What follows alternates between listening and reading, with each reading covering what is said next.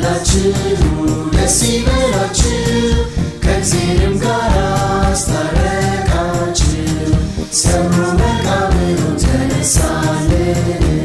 እንኳን ለጌታችን ለመድኃኒታችን ለኢየሱስ ክርስቶስ የትንሣኤ በዓል በሰላም አደረሳችሁ። ተነሳላችሁ ደስ ይበላችሁ ከእግዚአብሔርም ጋር አስታረቃችሁ ሰብሮ መቃብሩን ተነሳልን። የክብር ንጉሥ ተነሳ ኢየሱስ። ሰላም ሰላም ውድ ጓደኞቼ እንዴት ናችሁ? እኛ በጣም ደህና ነን። ስሜ ሄራን ዘላለም ይባላል። ከቅዱስ ዮሴፍ ቁምስና ነው የመጣሁት። ዛሬ ለእናንተ ይሆናል ብለን ያዘጋጀነው ቆንጆ ፕሮግራም ይዘን መተናል። ጓደኛዬ ደግሞ ስሜ ናውድ ደስታ ይባላል። እኔም ከቅዱስ ዮሴፍ ቁምስና ነው የመጣሁት። ዛሬ ልዩ ፕሮግራም ይዘንላችሁ መጣን። በመጀመሪያ በሚያስተምሩ መንፈሳዊ ትምህርት፣ ትረካ፣ አሃዱ ድራማና ክራፍት እናቀርብላችኋለን። እኔና ሄራን ደግሞ በኋላ ተመልሰን እንመጣለን። እዳሜን ከኛ ጋር ዋሉ። ተነሳላችሁ ደስ ይበላችሁ ከእግዚአብሔርም ጋር አስታረቃችሁ ሰብሮ መቃብሩን ተነሳልን። የክብር ንጉሥ ተነሳ ኢየሱስ። እሺ እንዴት ናችሁ? በዓል ፋሲካ እንዴት ነበር? ጥሩ ነበረ? በጣም ጥሩ። እንግዲህ ከእሁድ ፋሲካ ጀምሮ ለ2 ወር ድረስ ከጰራቅሊጦስ እሁድ ድረስ ሰሞነ ፋሲካ ይባላል። ምን ማለት ነው? የፋሲካ ዘመን ወይም ዘመነ ፋሲካው የፋሲካ ጊዜ ይባላል። እና ፋሲካ እንግዲህ ሁላችሁም እንደምናውቀው እንደምናስታውሰው የክርስቶስን ትንሣኤ የምናከብርበት ነው አይደል? ክርስቶስን ትንሣኤ የምናከብርበት ብቻ ሳይሆን የእኛም ትንሣኤ የምናከብርበት ነው። እኛ ክርስቶስ ከሞት ነው የተነሳው። እኛ ከምንድነው የምንነሳው ስንል ከኃጢአት ባርነት፣ ከክፋት፣ ከኃጢአት እግዚአብሔር ከማይወዳቸው ነገሮች የምንነሳበትና የእግዚአብሔርን ክብር የምናይበት በዓል ነው። ስለዚህ እንኳን ክርስቶስ ከሙታን ተነሳ ብቻ ሳይሆን እንኳን ለትንሣኤ ብርሃን እንኳን አደረሳችሁ እንኳን አደረሰን እንባባላለን። ስለዚህ እንኳን አደረሳችሁ እስከ 2 ወር ድረስ እንኳን አደረሳችሁ መባባል ይቻላል ማለት ነው። እሺ እስከ ጰራቅሊጦስ ድረስና ስለዚህ በዛ ሐሳብ ሆነን የክርስቶስን ትንሣኤ የክርስቶስን ብርሃን እንድናውጅ እኛም እንግዲህ እንኳን አደረሰሽ ስልሽ ድንቄ እንኳን አደረሰሽ ስልሽ ረዳቴ የክርስቶስን ትንሣኤ ብርሃን እንኳን እንድታይ ክርስቶስ ረዳሽ፣ እንኳን ክርስቶስ ረዳችሁ። ምን እንድታዩ?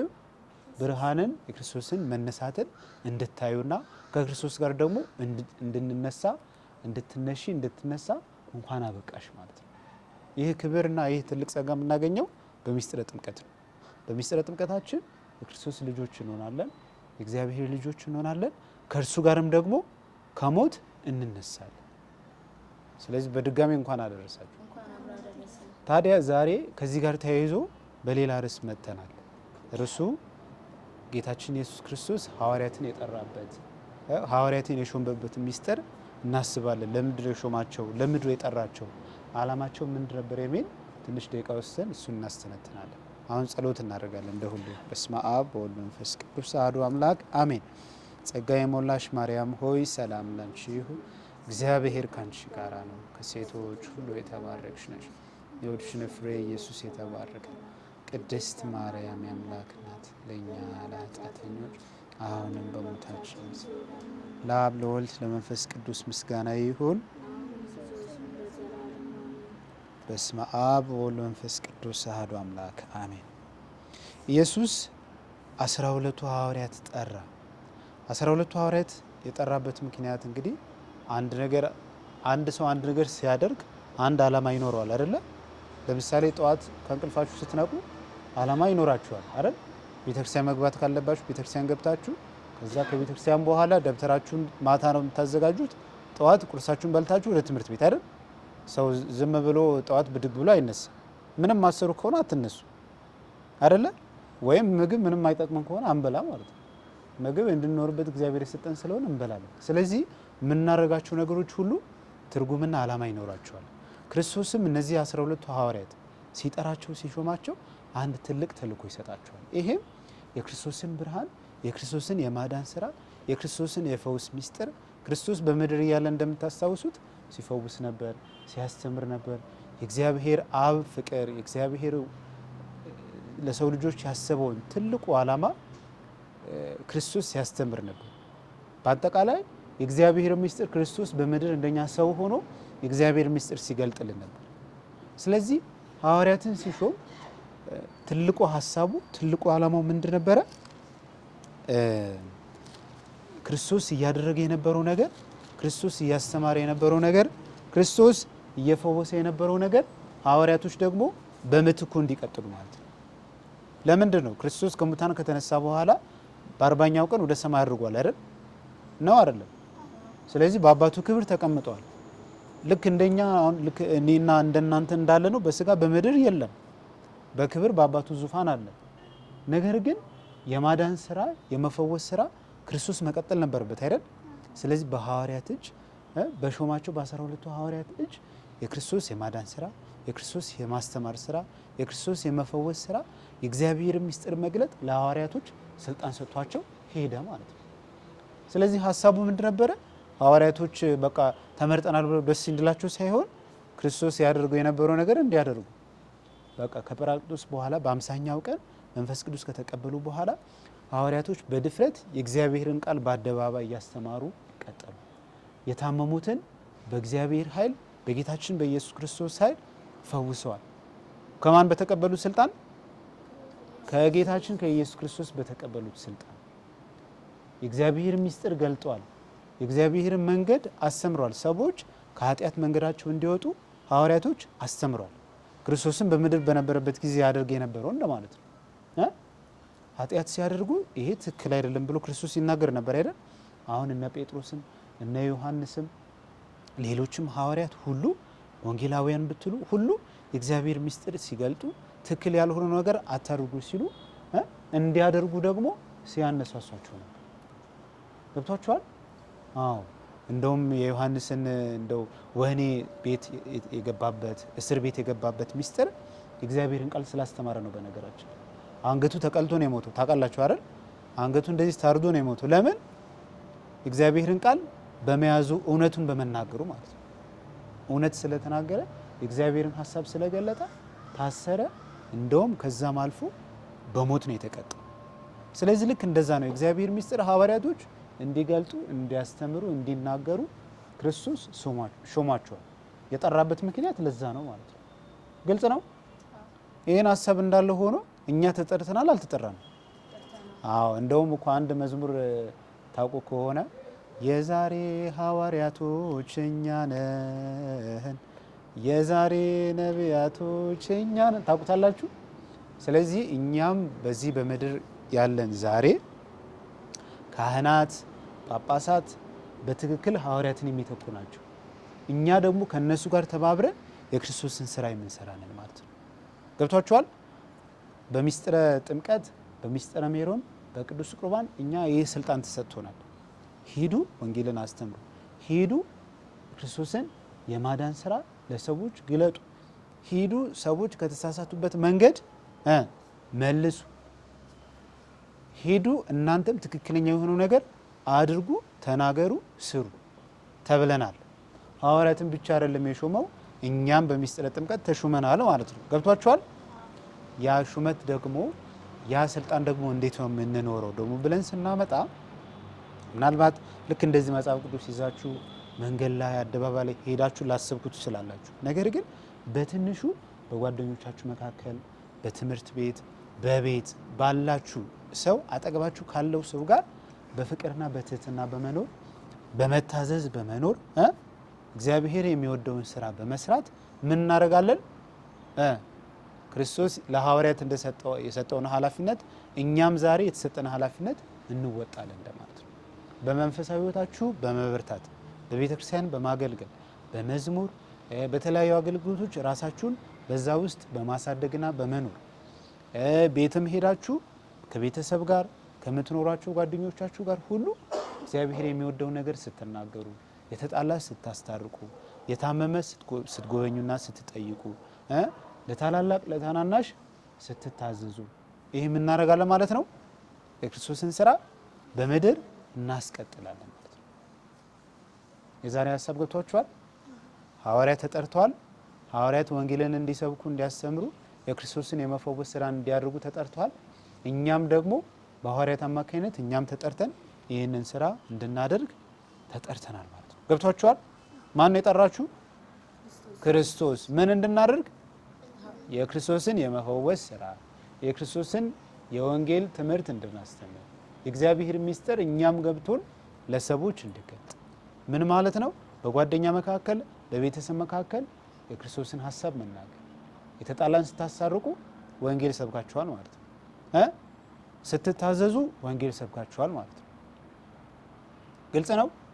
የታመመ ሄዳችሁ ስትጎበኙ የክርስቶስን የማዳን ስራ ተባባሪ ሆናችሁ እንደማለት ነው። ስለዚህ ይሄን በልባችሁ እንድታስቀምጡ አደራላችኋለሁ። የተባረከ የተቀደሰ ሳምንት ያድርግልን። አሜን። ለአብ ለወልድ ለመንፈስ ቅዱስ ምስጋና ይሁን። በስመ አብ ወወልድ ወመንፈስ ቅዱስ አሐዱ አምላክ አሜን።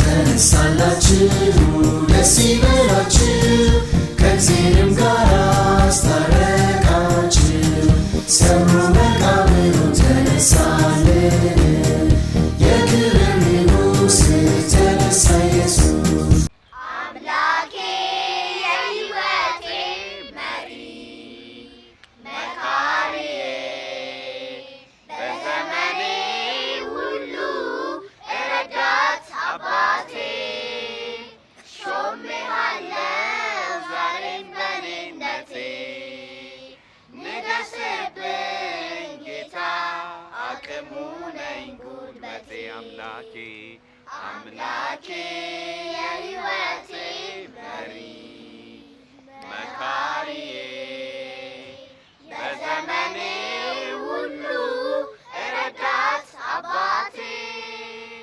ሾሜሃለው ዛሬም በኔነቴ ንገስብኝ ጌታ አቅሙ ነኝ ጉልበቴ ካንተ ጋራ ልጓዝ ካንተ ጋራ ኑሮዬ አምላኬ ምራኝ ከቶ አልችልም እኔስ ያላንተማ ሁነኝ አምላኬ ሞገሴ ግርማ ከቶ አልችልም እኔስ ያላንተማ ሁነኝ አምላኬ ሞገሴ ግርማ ስወጣ ሆነ ስገባ በመንገዴ አንተ ምደር ስታሰማራኝ ስትልከኝ ድፍረትን ጥበብን ስጠኝ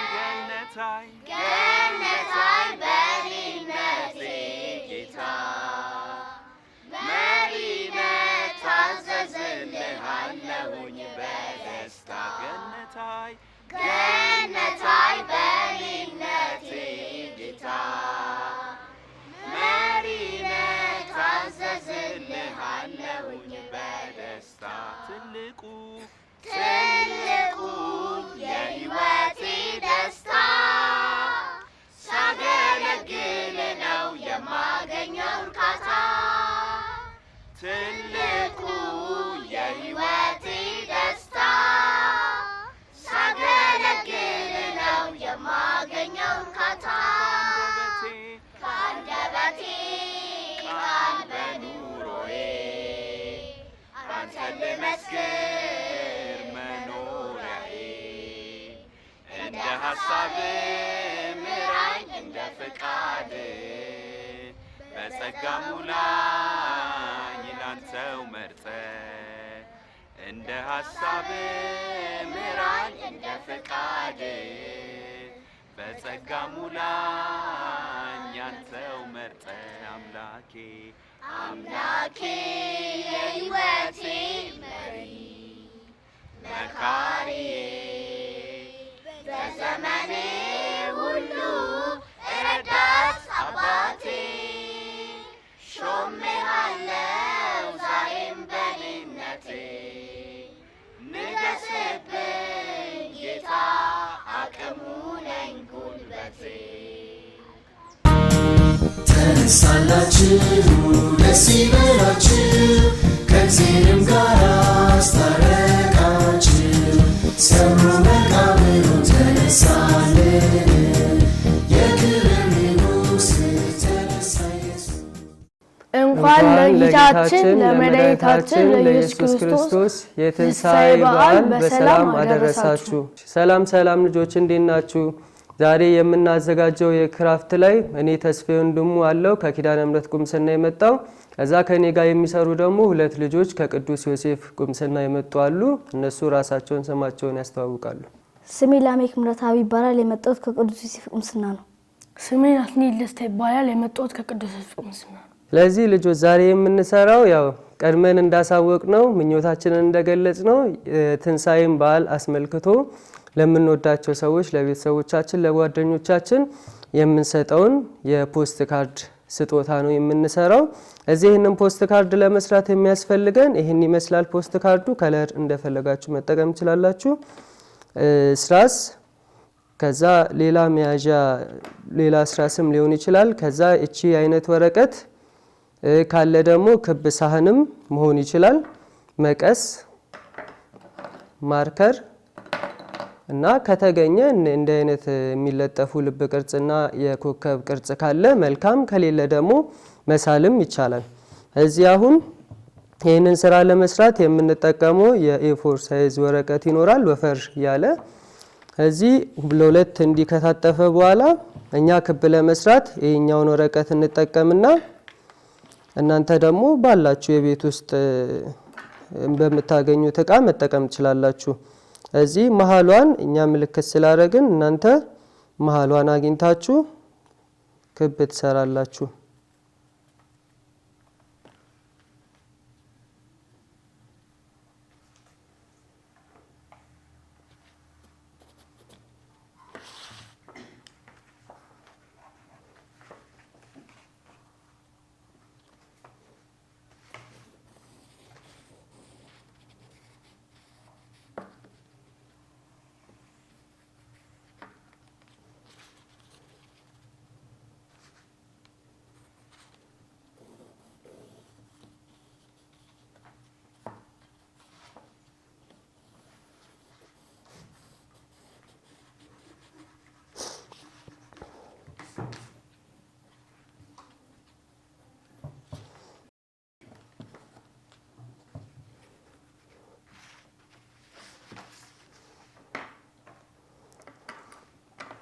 እዚህ የኛ ክብ ይሄን መስሎ ወጥቷል። እናንተ እቃም መጠቀም ትችላላችሁ።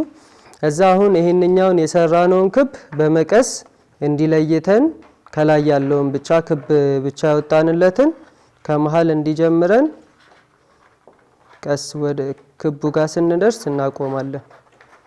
እዛ ቀስ ብለን ክቡን ተከትለን አንደኛውን ከላይ ያለውን ወረቀት ብቻ እንቆርጣለን። እዚህ እሱን እየቆረጥን ለምንድነው የትንሣኤ በዓል የምናከብረው የሚለውን እናያለን። ስለዚህ ዛሬ የትንሣኤ በዓልን ስናከብር ከቤተሰቦቻችን ከጓደኞቻችን ጋር ሊሆን ይችላል። እነሱ ጋር ስናከብር የምናከብርበት ምክንያት ልዩ የሆነ ምክንያት አለ። ይህም ምክንያት የመዳናችን ምክንያት ነው። እዚህ ጌታችን ኢየሱስ ክርስቶስ ከአባቱ ዘንድ መጥቶ ስለኛ ኃጢአት ተሰቅሎ ከሞተ በኋላ የተነሳበትን ድል ያደረገበትን ሞትን ያሸነፈበትን እኛን ከኃጢአት ያዳነበትን ቀን ነው የምናከብረው። እዚህ እቺን እንዲያርገን ቆርጠናል። እነሱም አሪፍ ሆኖ እየመጣላቸው ነው። እናንተም በስርዓት አሪፍ ሆኖ እንደሚመጣላችሁ ተስፋ እናደርጋለን። እዚህ ማስመሪያም ያስፈልገናል። እዛ አሁን መስቀላችንን እዚህ ጋር ያለውን መስቀል ኢየሱስ ክርስቶስ ተሰቅሎበት የነበረ ግን ደግሞ ከዛ በፊት አሸባሪዎች ወይ በጣም ከባድ ወንጀል የሰሩ ሰዎች የሚቀጡበት ነው። ይህን መስቀል ለመስራት መጀመሪያ አንድ ቀጥ ያለ መስመር እናሰምራለን። አንድ ከዛ ከሱ ትይዩ ትንሽ ከፍ ብለን ሌላ መስቀል ሌላ ትይዩ መስመር እንሰራለን። ከዛ በጎኑ ደግሞ መስቀላችን መስቀል እንዲመስል ትንሽ ዝቅ ብለን ይሄን ያህል ርቀት ሌላ መስመር እንሰራለን። አሁንም ዝቅ ብለን እቺን እንገጥማታለን። እዚህ ልክ እንዳልኳችሁ መስቀል መጀመሪያ የሚያሸብሩ በጣም ከባድ ጥፋት ያጠፉ የሚቀጡበት የመቀጫ መንገድ ነበር። ከዛ ግን ኢየሱስ ክርስቶስ እሱ ተሰቅሎበት ስለ ኃጢአታችን ያለ ጥፋቱ ተሰቀለ በኋላ የክርስትና የእምነት መገለጫም ሆኗል። ከዛ ያው መስቀላችን እቺን ትመስላለች። እናንተም ተረጋግታችሁ አሪፍ መስቀል ስሩ። ከዛ እቺን መስቀል ከሰራን በኋላ መስቀሏን በአንድ ማርከራችን እኛ ቀይን የተጠቀምነው እናንተ ቡኒም ከሆነ ቡኒ መጠቀም ትችላላችሁ ካላችሁ ባላችሁ ከለር ችግር የለውም። እዚህ መስቀሉን መሃል ቀስ ብለን እንቀባዋለን። በመስመሩ በስራሶቹ መስመር አድርገን ቀስ ብለን ከቀባ ነው አሪፍ ይሆንልናል። አቀባው በሱ ችግር እዛ ያው አሁን ምርጫውን ጠይቆኛል። እናንተ ደግሞ ደስ ያላችሁን ከለር መጠቀም ትችላላችሁ። ምንም እንዳትጨነቁ፣ ዋናው እናንተ መስራታችሁ ነው።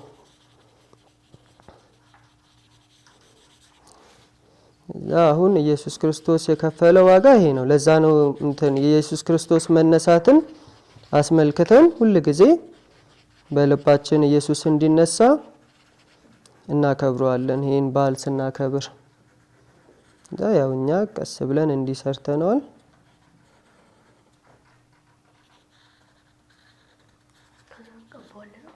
ከዛ ያው ሙሉ መስቀሉን እንቀባዋለን። ሙሉውን ማለት ነው። ባለን በፈለግነው ከለር አረንጓዴም ሊሆን ይችላል፣ ቡኒም ሊሆን ይችላል፣ ቀይም ሊሆን ይችላል። በእርግጥ የመስቀል ቀለም ቡኒ ነገር ነው የእንጨት ስለሆነ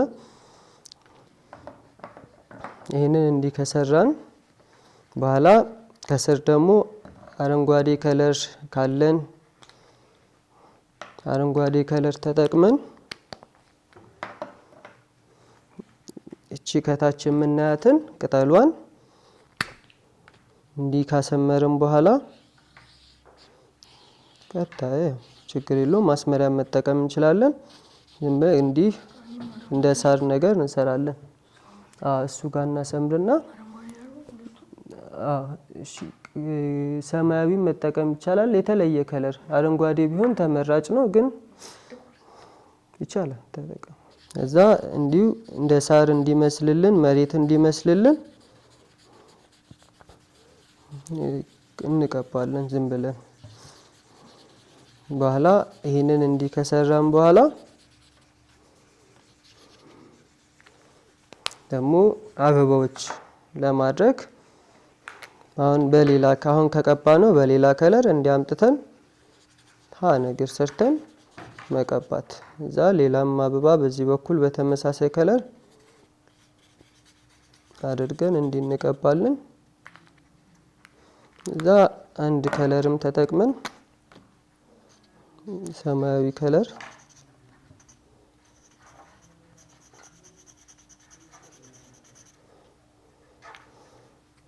ቺን እንዲህ ከሰራን በኋላ ምኞታችንን እዚች ጋር ያለችዋን ምን ብለን እንጽፋለን? መልካም ፋሲካ ብለን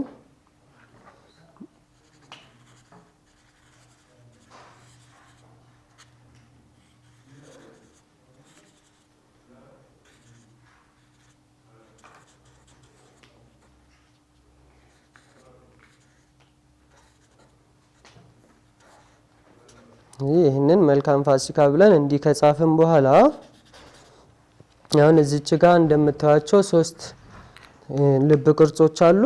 3ቱን ልብ ቅርጾች ምን እናደርጋለን? በተርታ 1 2 3 አድርገን እኛ የተጠቀምነው ይሄንን ነው። እናንተ ልብ ቅርጽ እንዴት ዝም ላሳያችሁ እንዴት እንደምስሉ እናንተም ታውቃላችሁ። እቺን እንዲያርገን አንድ ልብ ቅርጽ እዚህ ጋር ለእናንተ እንዲሆን ሰርተናል። እኛ በዚህ እንጠቀማለን። እቺን እንለጣታለን። ነጯን ከላጥን በኋላ አንዱን ልብ ቅርጽ እዚች ጋር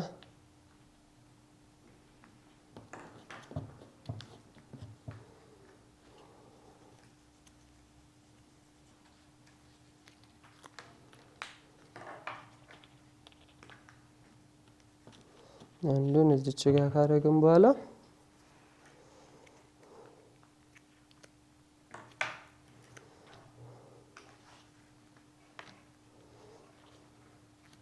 ሌላኛውን እዚህ ጋር ያው 3 መሆን ግድ አይደለም።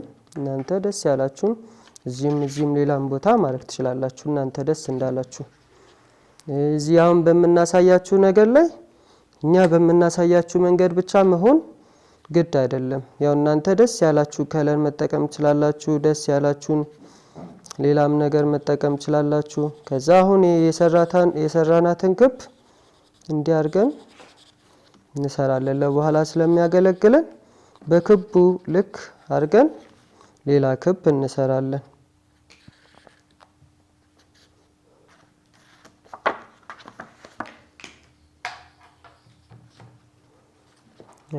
በጣም ነው የሚያምረው የሚሰሩት ስራ። አሪፍ ጎበስ። ያንተም አሪፍ ነው። እናንተም ደግሞ አሪፍ እንደሚሆን ተስፋ አደርጋለሁ። ቤተሰቦቻችሁን ደግሞ ታሳያላችሁ። እነሱ ጎበዝ ይሏቸዋል። በኋላ ስጦታ ብላችሁ ስትሰጧቸው ደስ ይሏቸዋል። እዚህ አሁን የቀረን አሁን ኮከብ ለመስራት አሁን እዚህ ጋር የተጠቀምነው ልብ ቅርጽ ነው። አሁን ደግሞ ኮከብ ለመስራት በማስመሪያችን አንድ እዚህ ጋር ምልክት እናደርጋለን። ረዘም አድርገን ከሱ በጣም ራቅ አድርገን ከሱ አነስ የሚል እንሰራለን። ከዛ አሁንም ደግሞ ራቅ አድርገን መስመሯን አነስ አድርገን እንደዚህ እንሰራለን። በጣም አሪፍ። እዚች ጋር 1 2 3 በማስመሪያ ብንጠቀም የተሻለ ነው። ከዛ አሁን 3 ኮከቦች ለሚሆኑ ለማንጠልጠያ ትልቋን ኮከብ መጀመሪያ ላይ እንልጣትና እዚች ጋር እናደርጋታለን። እዛ ቀጣዩን ሌላኛዋን ኮከብ ደግሞ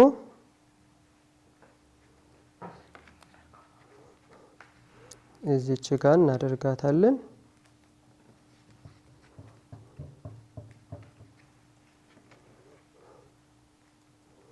አሁንም አንደኛውን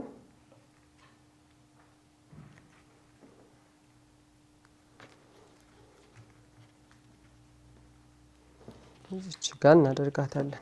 ስለዚህ እኛ እስካሁን ባለው በሄድንበት መንገድ እዚህ ደርሰናል። እንዳልፈጠንን ተስፋ አደርጋለሁ። ከፈጠንን ግን ዩቲዩብ ላይ የካቶሊክ ቲቪ ላይ ማግኘት እንችላለን። ረጋ ብለን እያሳለፍን ፖዝ እያደረግን ማየት እንችላለን። እስቲ አሪፍ፣ በጣም አሪፍ። በጣም የነሱ በጣም ግሩም ሆኖ ወጥቷል። የእናንተም የተሻለ እንደሚሆን ተስፋ አደርጋለሁ። ከዛ አሁን ምን እናደርጋለን? አሁን እስካሁን የተጠቀምናቸውን ከለር ማድረግ እንችላለን። ዝም ብለን ይሄንኛውን እንደዘጋ ነው ጠቅ ጠቅ እናደርጋለን። ደስ ባለን ቦታ ዝም ብለን ጠቅ ጠቅ ጠቅ ጠቅ እናደርጋለን። ብዙ ነጠብጣቦችን እንሰራለን።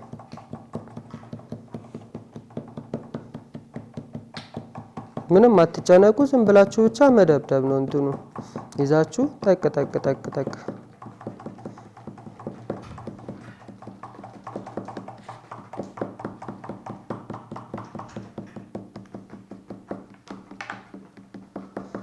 ሁሉም ጋር በአንዱ ከለር እንዲካረጋችሁ በኋላ አንድ ከለር ብቻውን ውበት ስለማይሰጥ የተለየ ድምቀት እንዲኖረው ሌላም ከለር ማርከር አንስተን በተመሳሳይ ምልክት እናደርጋለን፣ ነጥቦችን። እዚህ እናንተ አሁን ለምትወዱት ሰዎች ለእናት ለአባቶቻችሁ፣ ለጓደኞቻችሁ፣ ለአሳዳጊዎቻችሁ ስትሰጡ በጣም ደስ ይሰኛሉ። በእናንተ ሰርታችሁ ስለሆነ የምትሰጧቸው።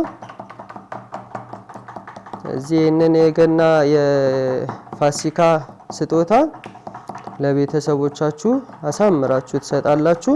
ታሪኩንም በዛው እኔ እንደነገርኳችሁ ለምንድነው ግን የምናከብረው ብላችሁ ጓደኞቻችሁ ከጠየቋችሁ ቅድም ያልኳችሁን ትነግራላችሁ። ኢየሱስ ክርስቶስ ሞቶ ሞትን ድል ስላደረገ የምናከብረው በዓል ነው። ክርስቲያኖች የምናከብረው ትልቅ በዓላችን ነው። ከሞት ወደ ሕይወት የተሻገርንበት እንደሆነ መናገር ይቻላል።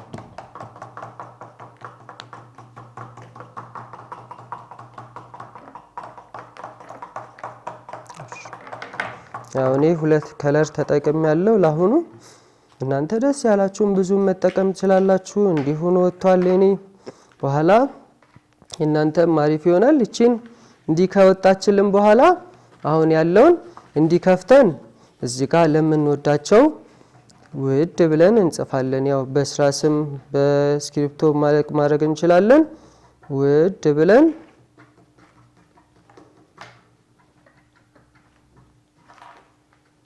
እዚህ ጋር የምንፈልገውን ስም እኔ አሁን ናቲ ብዬ ዝም ብዬ ለእናንተ እንዲሆን ውድ ናቲ ብዬ እዚህ ጋር እጽፋለሁ። እዚህ ጋር ደግሞ የምፈልገውን ምኞቴን እዚች ጋር መልካም ትንሳኤ መሆን ይችላል፣ መልካም ፋሲካ ልንለው እንችላለን፣ ወይ ደግሞ ተነስቷል ደስ ይበላችሁ ሊሆን ይችላል። ስለዚህ እኛ ተነስቷል ደስ ይበላችሁ ብለን እዚች ጋር እንጽፋለን።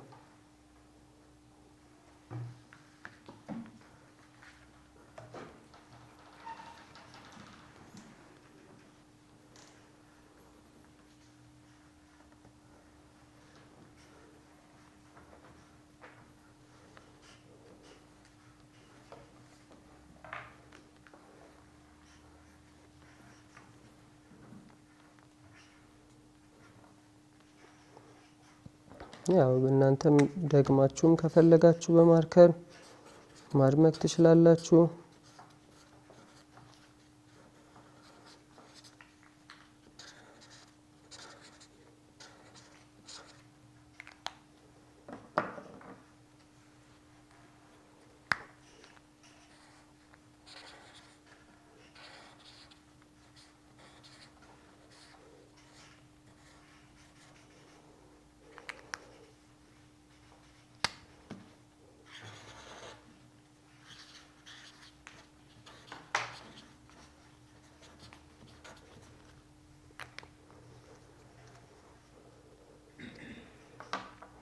እዚህ እቺን ትመስላለች። ጽሁፋችን እንዲጽፈናታል። ዛንዲ ዝግት አድርገን መልካም ፋሲካ ብለን ስንሰጥ ለምንወዳቸው ሰዎች በጣም ደስ ይላቸዋል። ምክንያቱም አሁን የዚህ ዛሬ የሰራነው ስራ ምክንያቱ የምንወዳቸውን ሰዎች በስጦታም ደስ ማሰኘት እንደምንችል ዛት አስበን እንደዚህ አይነት ነገር አሳምረን ስሰጣቸው ደስ ይላቸዋል። እዛ ደግሞ ስጦታ ለመስራት ወይ ለሰዎች ለመስጠት እኔ ብር የለኝም ከምንል እኛው ራሳችን ሰርተን ለምንወዳቸው ሰዎች መስጠት እንችላለን። እዚህ አሁን እናንተም አሁን በፋሲካ ኢየሱስ ክርስቶስ ልባችን ውስጥ ከተነሳ ሌሎችን ሰዎች መውደድ፣ ሌሎችን ማሰብ፣ ሌሎችን ማክበር እንደሚኖርብንና እዛ ይሄንን ፋሲካ ደግሞ ለብቻችን ሳይሆን ለተቸገሩትንም እየረዳን እያገዝን ሁለት ካለን አንድ እየሰጠን በህብረት ከሌሎች ወንድሞች እህቶቻችን ጋር በጋራ የምናከብረው በዓል መሆን አለበት። ምክንያቱም ከክርስቶስ መነሳት እኛ መልካም ስራ እንድንሰራ ሊረዳን ሊያግዘን ስለሚገባ ከዚህ ዛሬ የሰራናቸው ስራዎች እንዲህ ሁላችንም ከፍ አድርገን እናሳያለን። እኛ ለእናንተ ያሳየን እንደሆነ እናንተ ለቤተሰቦቻችሁ አሳዩ። ዛሬ ይሄንን በዓል ስናከብር ከወንድሞቻችን ከእህቶቻችን ጋር እናከብራለን። ያለው ለሌለው ሁለት ካለን አንድ ለሌለው በማጋራት በማካፈል ይሄን የፋሲካ በዓል በአብሮነት እንድናከብረው ጋብዛችኋለሁ። እዛ አሁን ይሄኛው በዓል የተባረከ ደስ የሚል ልዩ ቀን እንዲሆንላችሁ የተመኘን ቀጣይ ሳምንት እስክንገናኝ መልካም በዓል መልካም ሳምንት ይሁንላችሁ። ተነሳላችሁ ደስ ይበላችሁ ከእግዚአብሔርም ጋር አስታረቃችሁ ሰብሮ መቃብሩን ተነሳልን ላገልግለው ከትናንቱ ይልቅ እንዴት ደስ ያሰኛል እግዚአብሔር ሲዘልቅ ላመስግነው ከትናንቱ ይልቅ እንዴት ደስ ያሰኛል እግዚአብሔር ሲዘልቅ ከፊት ለፊቱ ቆሜ በመዝሙሬ ሳመልከው ገጽታውን እያየ በደስታ ሞላለው። ኑሬ ሳይጓደለው ሳይነሳ አምላኬ አከብረዋለሁ ገና ገና መቼ በቃው ተርኬ ላመገልግለው ከትናንቱ ይልቅ ደስ ይለኛል እግዚአብሔር ሲተልቀው እግዚአብሔር ሲተልቅ ላመስግነው ከትናንቱ ይልቅ እንዴት ደስ ያሰኛል እግዚአብሔር ሲተልቀው እግዚአብሔር ሲተልቅ። ተነሳላችሁ ደስ ይበላችሁ ከእግዚአብሔርም ጋር አስታረቃችሁ። ሰብሮ መቃብሩን ተነሳልን የክብር ንጉሥ ተነሳ ኢየሱስ።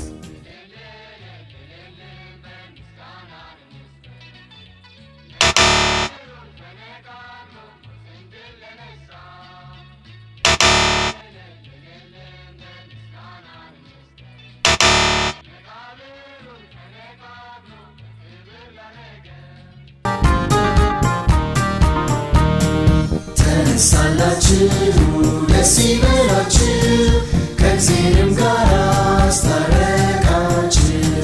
ሰብሮ መቃብሩን ተነሳልን የክብር ንጉሥ ተነሳ ኢየሱስ።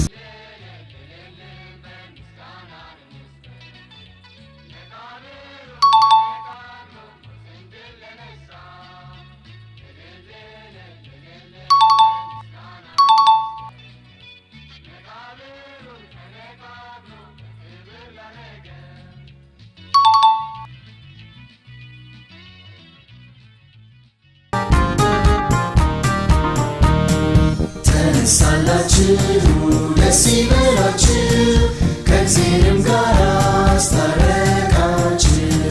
ሰብሮ መቃብሩን ተነሳልን። ሰላም ውድ ጓደኞች እንደምን አላችሁ? እኔ ቅዱስ ማቴዎስ ነኝ። በሰላም ካቶሊክ ቴሌቪዥን የልጆች ፕሮግራም ላይ መንፈሳዊ ትረካ አቀርብላችኋለሁ።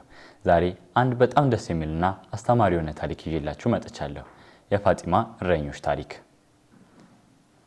በድሮ ጊዜ ፖርቹጋል ሀገር ውስጥ ፋጢማ በምትባል አንዲት ውብ አረንጓዴና ጸጥተኛ መንደር ውስጥ 3 ትናንሽ እረኞች ይኖሩ ነበር። ስማቸውም ሉቺያ፣ ፍራንሲስኮ እና ሀሲንታ ይባላሉ።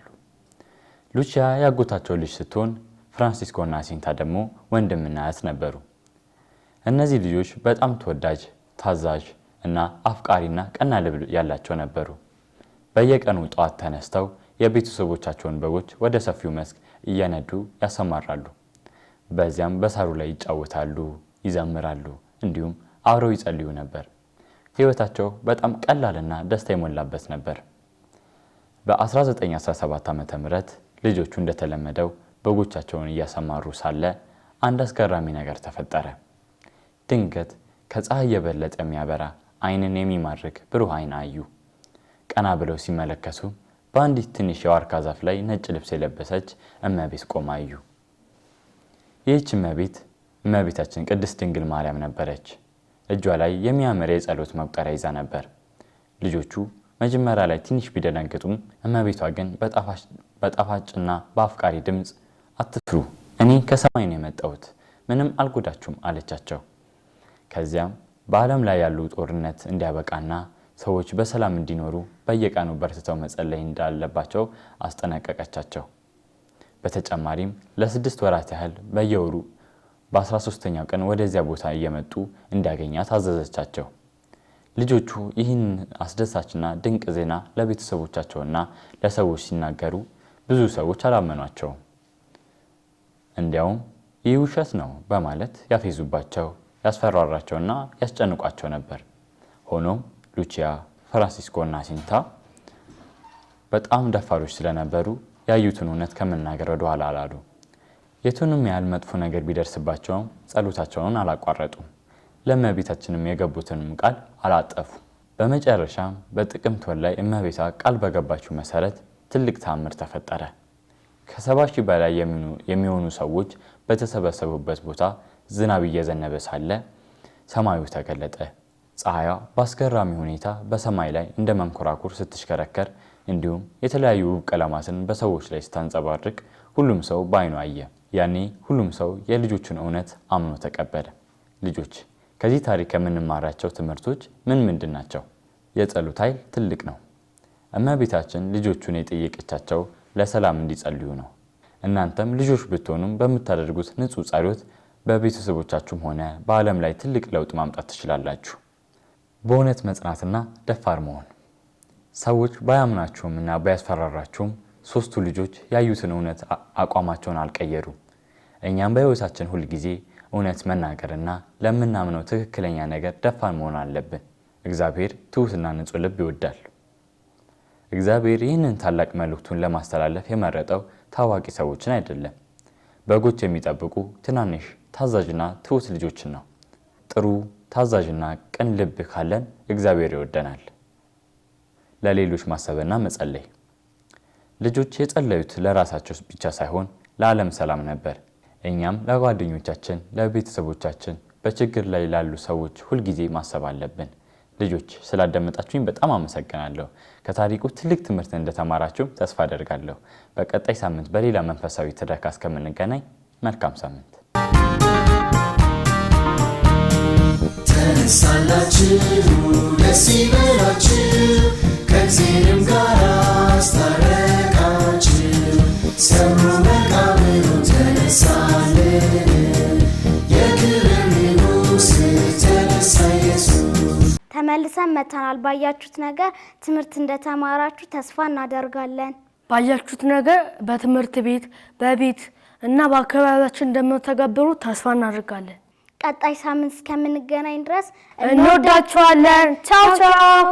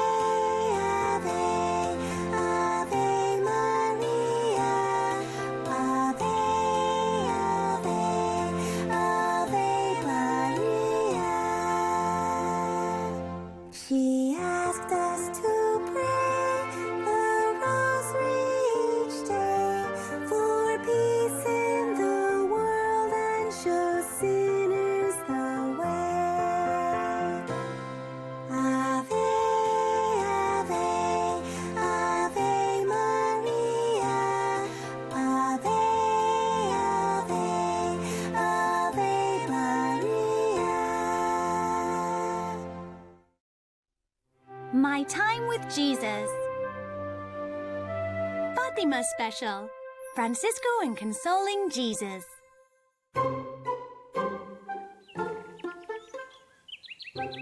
Hi guys, come on in. We're reading the memoirs of Sister Lucia, who was one of the shepherd children then an angel and our mother Mary appeared to at Fatima.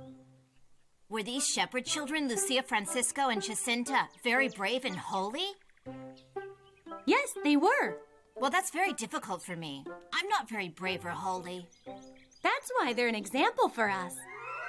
Hi, kids. Hello, Father Luis. We're reading the memoirs of Sister Lucia. Okay, well, I want to know what Francisco was like, because Lucia and Jacinta were girls. So what? Well, they do girly things. Well, you'll see. Francisco was very quiet. He liked playing the flute and singing.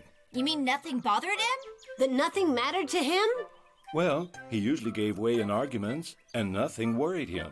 He wasn't serious about anything? Something like that. You'll see. Guys, I'll race you over to that big rock. Okay. I'm not running. Why? I'm going to climb on this rock and play the flute. Well, you can do that after the race. I said I'm not going to run any race. Francisco wasn't serious about anything. Well, in a way, yes. He liked playing cards, especially rummy, and didn't mind losing. But Father Luis, is it good not to be serious about anything? Sometimes not, Eva. We have to make an effort to do things well and be just. Francisco had this defect before the apparitions of the angel. But after, he dedicated himself to pray and offer sacrifices in reparation to the heart of Jesus. He took this very seriously. I won. You know what that means. That I lost? Exactly. Well, I don't care. It's only a game. But aren't you bothered? Why don't you care about anything? Bah, who cares? Jacinta's like Joseph, who's a bad winner and gets really sad. Oh, yeah? Tell me when I've been a bad winner then.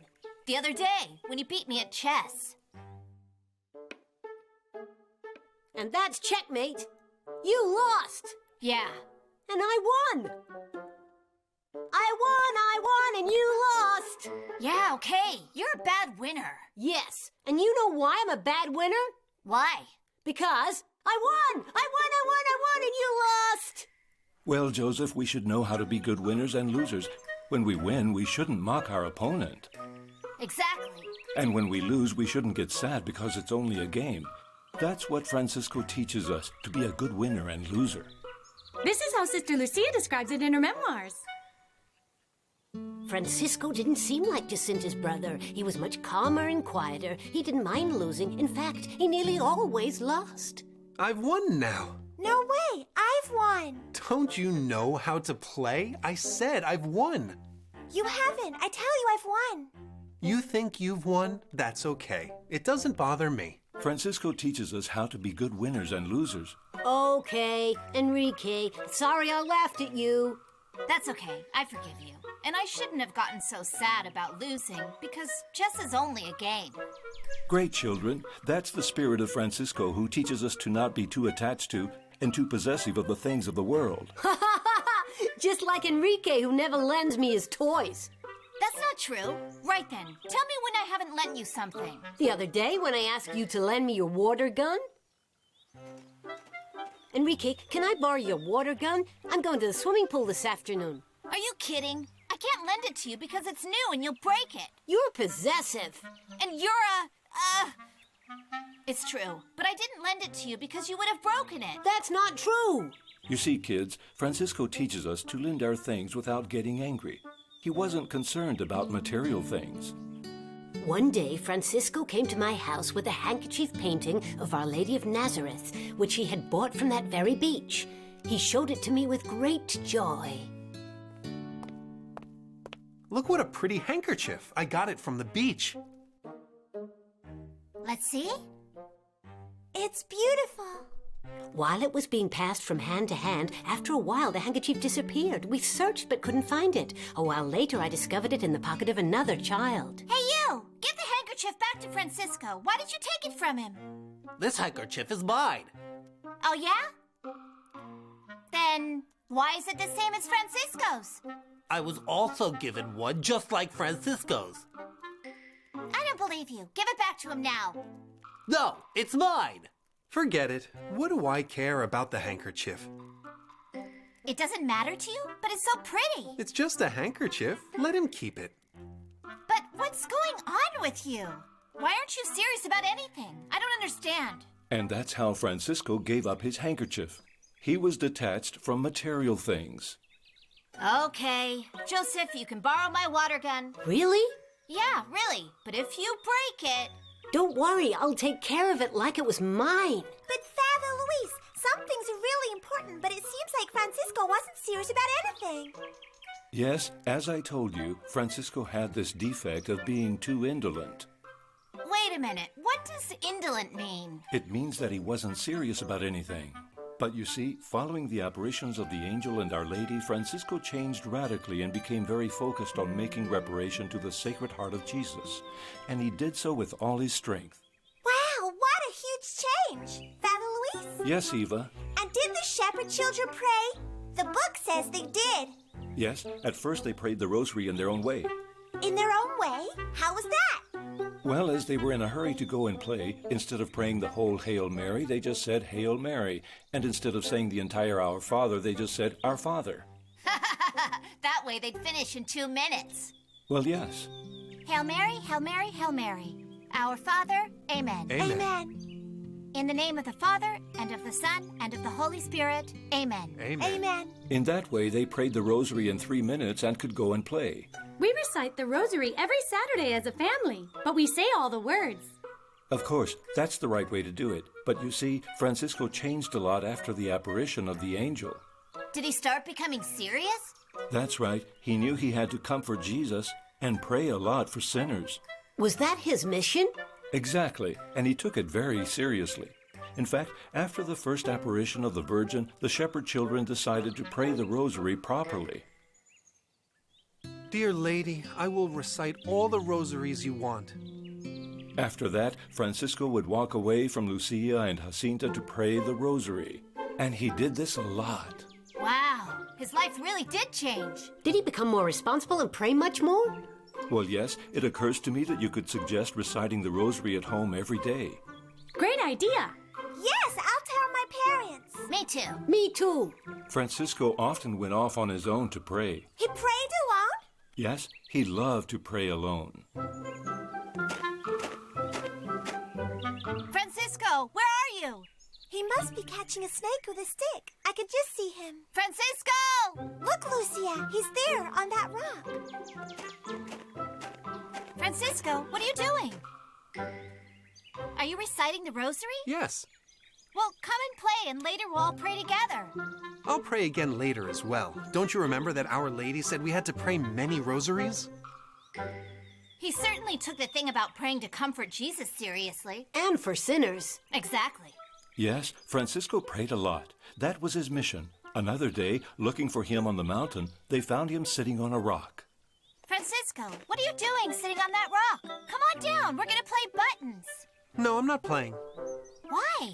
I'm thinking about God, who is very sad because of so many sins. If I could only give him some joy. Father Luis, Yes, Joseph? the shepherd children were imprisoned in Urem. Is that right? Yes, the authorities said that if they didn't tell them the secret that Our Lady had told them, they would kill them. But that's terrible. Well, yes, they had a very bad time, but Francisco remained strong and calm. I miss Mom. To Mother, if we don't see her again, patience. We offer this for the conversion of sinners. The worst thing is that Our Lady is not coming back. That's what I find most difficult, but I also offer that for sinners. Okay, I'll offer this for sinners. Finally, they were allowed to go home. And they didn't kill them? Well, no. Oh, thank goodness. It would have been horrible. It sure would. You see, Francisco prayed and made sacrifices in solitude. He liked to hide away. One day, Lucia and Jacinta were looking for him and found him kneeling behind a bush praying. Francisco, where are you? I'm here. What are you doing? I'm praying. And why don't you call me to pray with you, and Jacinta too? I like praying alone, so I can think and comfort our Lord, who's very sad.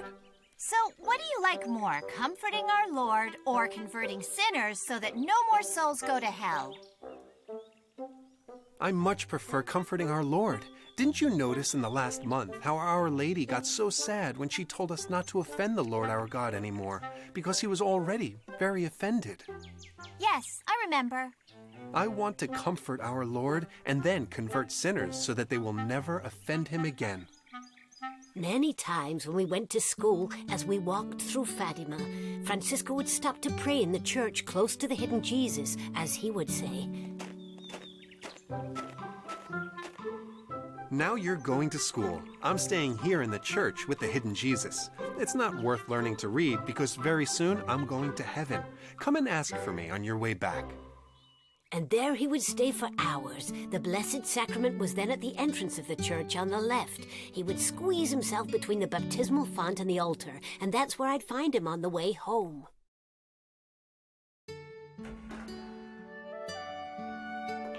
Francisco, school's over. Okay, I'm coming. Look, it occurs to me that you could also visit Jesus hidden in the tabernacle every time you pass by a Catholic church. Yes, because he's in the tabernacle waiting for us to visit him. Well, I can visit him in the school chapel every day before school starts. Jesus, I know you're hidden in the tabernacle, waiting for me to come and visit you. I love you so much, and I offer you this day of school. I will pay attention in class. Amen. In the name of the Father, and the Son, and of the Holy Spirit. Amen. Okay, Christine, that's very nice, and Jesus will be very pleased. I'll offer him the sacrifice of paying attention in class. That's the spirit of Fatima, prayer and small sacrifices. Jesus is hidden inside the tabernacle, right? Yes, he is eager for us to receive him in communion on Sunday. This is the most important time of the week. The host looks like bread and tastes like bread, but it is Jesus himself in his body, blood, soul, and divinity. Wow. I will go into the church too to greet the hidden Jesus. I adore you with devotion, hidden God. Although I cannot see you, I know you're in the tabernacle in the form of bread. It looks like bread, but it's you in your body, blood, soul, and divinity. I love you, Jesus. Very good, Eva. Jesus loves for us to go and visit him. Okay, but What's up, Enrique? it's just that I... Come on, you can tell me. Well, Francisco would spend the whole day praying, and I'm not going to do it because I want to play too. Wow, I've said it at last. Well, Jesus also wants you to play. Really? Of course, Jesus wants us to be happy. Wow. Francisco prayed a lot because that was the mission he received from the angel and Our Lady. Francisco had a mission? Yes. Like the Chewing Gum Man? Chewing Gum Man is a comic book character. Yeah, but his mission is to save Earth from the evil Zorkum. To make the world a better place. You're crazy. Chewing Gum Man is very brave. Yeah, but there's just one little problem. What? He doesn't exist. Listen, we also have a mission from heaven. Really? Yes. And what is it? All Catholics have the same mission, to be holy and love God very much and share our faith as the apostles did. Just one thing. What? Let's make it clear that being holy doesn't mean spending the whole day praying. Okay. We have to play, too. And read Chewing Gum Man comics. Of course. What did you think? Being holy isn't boring. It's loving God and loving others as God loves them. Okay, I'm for that. Father Luis, tell us more about Francisco. Okay. Well, as you see, some people asked Francisco to pray for them. One day I was leaving the house and I met my sister Teresa. She'd come at the request of another woman whose son had been accused of a crime and taken prisoner. And if he could not prove his innocence, he would be exiled or condemned to many years in prison. Please, Lucia, ask the Virgin for this miracle. It is very important for my friend. You want them to free your child, right? To declare him innocent. Yes, could you ask Our Lady in Cova de Iria for this? Okay, I'll ask her. Thanks a lot. God bless you, Lucia. You're very good. On the way to school, I told my cousins what had happened. When we got to Fatima, Francisco said to me, Hey, while you're at school, I'll stay with the hidden Jesus and ask him that. Okay, Francisco. Ask Jesus that favor for my sister's friend. After school, we went to the church to tell Francisco it was time to go.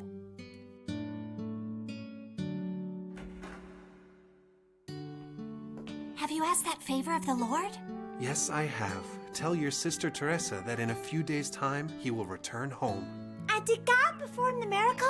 Well, yes, Sister Lucia says in her memoirs that in a few days' time the poor boy was at home, and on the 13th the woman went to Cova de Iria with the whole family to thank Our Lady for the favor they had received.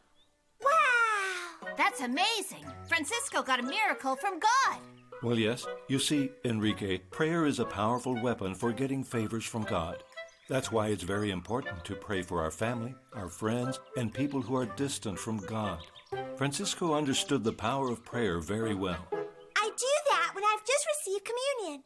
Jesus, now I have just received Holy Communion. I pray for my family, my friends, and the people who do not know you or who would offend you, so that they may repent and be converted. Amen. That's very good. God especially hears the prayers of good children who have a pure and humble soul. And did many people ask favors of Francisco?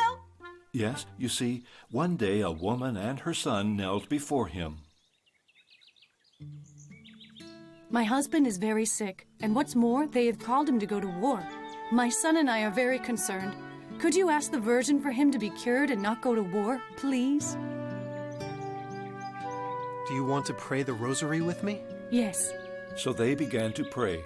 After a while, more people joined them.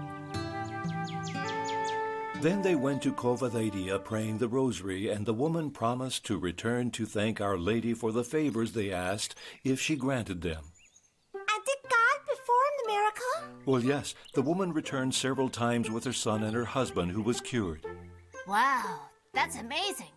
Francisco was also very brave and spoke his mind. Upon returning home, we found it full of people and a poor little woman by a table pretending to bless many religious items, rosaries, medals, crucifixes, etc. Oh, you're here. Come in. This woman is blessing religious items. Do you have any rosary for her to bless? Ah, it's the children, Francisco. Will you help me bless these religious items? I can't bless things, and neither can you. Only priests can. Is that true? Well, You're a fake! Get out of this house! And the woman left full of shame. How brave Francisco was. I'd like to be as brave as him. I could ask Francisco to intercede for me so I can say what I think to Mark and his friends when they insult me and keep calling me Holy Joe. That's a great idea. What else happened to Francisco? Well, you see, he soon fell ill. Yes, because Our Lady had told him he would soon go to heaven. And that's what happened. I'll explain. While he was ill, Francisco was always cheerful and happy. Don't speak much, because my head really hurts. Don't forget to offer this for sinners. Yes, first I offer this to console our Lord and Our Lady. And after that, I offer this for sinners and the Holy Father. Francisco, are you suffering? Very much, but it doesn't matter. I'm suffering to comfort our Lord, and then, in a little while, I'll be in heaven. Wow, now I feel really ashamed about complaining so much when I'm sick. That's true. You have to see it. Mom! What is it, dear? I feel awful. I've got a terrible headache. It's horrible. Stop complaining. Stop complaining. You're asking me not to complain and I'm about to die of pain. Let's see your temperature. Really high, right? This is the end. I can't take this headache anymore. I'm going to explode. Well, you have a bit of a temperature, but only a bit. Only a bit? Are you sure you look properly? Hey, have you looked properly? Yes, darling. It's just the flu. Want some dinner? A little hot soup? I don't like soup. Yes, but it'll do you good. Please try. More effort? You asked me to try when I feel awful? You can learn from Francisco not to complain and to offer your illness to comfort Jesus, just like he did. In this way, we turn our illness into prayer and give it great value, even if it's a simple flu. Know what, Mom? I'll have to see it. That's a good idea, darling. I'll bring you some right away.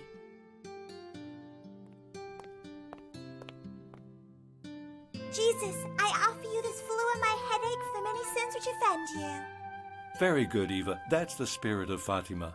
These small sacrifices have great value in the eyes of God. And did Francisco get very ill?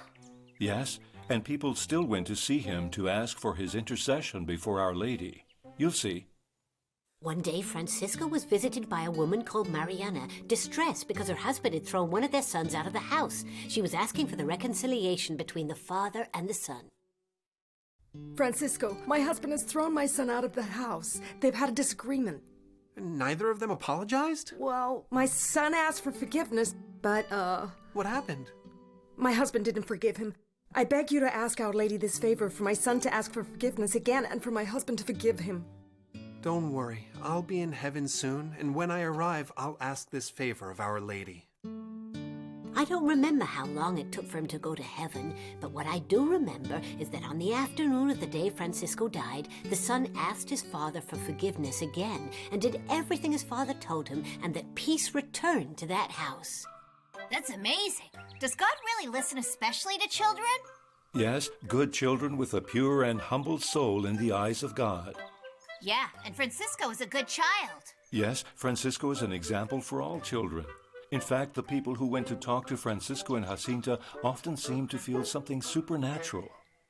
Hello, Lucia. I have just been visiting Francisco and I don't know, but being with him I feel great peace and joy. It's like something supernatural. Hang on, what does supernatural mean? Here we go with the strange words. Supernatural means it comes from God. You mean people felt something divine when they were with Francisco? That's what they said, and I wish they could say the same about us. In fact, we should be like a mirror in which others see Jesus. We should ask ourselves how Jesus would do things and do the same. Well, that's easy to imagine. You mean when people see us, they see Jesus himself? Exactly. That's how it should be. Peace and joy is what Francisco transmitted. Peace and joy always comes from prayer, from being united with Jesus and asking him to let us see others as he sees them. That is, with love. So we should ask ourselves how Jesus would do things and do the same, right? That's right. I see you've understood. Yeah, I understood. Hello, Joseph. Will you help me with my homework today? It's math, you see, and you know how hard I find it. I can't today. There's a new episode of Chewing Gum Man, and I don't want to miss it. Okay, I understand. I'm very sick. Soon I will go to heaven. Look, don't forget to pray a lot there for sinners, for the Holy Father, for me, and for Jacinta. Yes, I will pray. But look, please ask these things of Jacinta, because I'm afraid that I'll forget when I see our Lord. I want to console him most of all. We should be like a mirror in which others can see Jesus and ask ourselves, what would Jesus do in this moment? Well, Andrew, you know what? I'll help you with your math homework. Really? What about Chewing Gum Man? Well, I know Jesus would do the same for you. Thanks, Joseph. You're very kind and a good friend. Very good, Joseph. That little sacrifice pleases Jesus very much and is very valuable. Father Luis, and did Francisco die? Well, yes, and Lucia went to say goodbye to him.